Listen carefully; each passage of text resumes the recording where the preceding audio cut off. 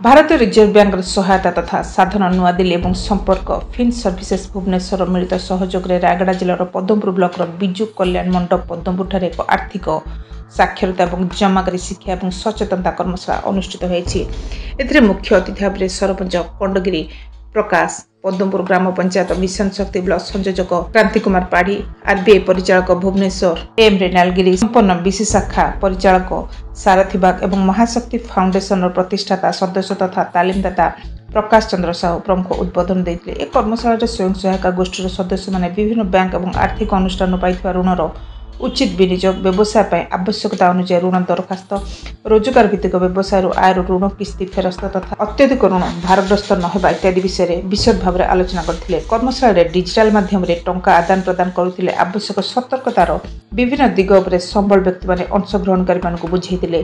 विभिन्न अजणा number आसुवा phone में निजर कौन गोपनीय तथ्य न देवाई सूचना दी जाइथिला। परिवार वार्षिक आय और व्यय अटकल योजना करी आय अनुसार व्यय कले ही परिवार आर्थिक स्थिति सुदृढ़ हो पारिबो। भविष्य में हेबाक विभिन्न खर्च को आकलन करी परिवार को ठीक भाव में परिचालन करें।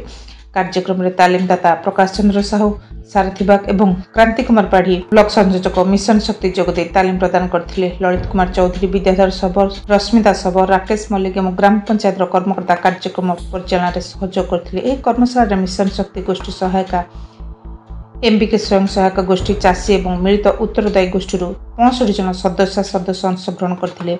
संपर्क फिन सर्विसेस तरफ प्रकाश चंद्र साहू समस्त धन्यवाद दे कार्यक्रम को शेष करते। पद्मपुर प्रशांत ओडिशा मोबाइल टीवी।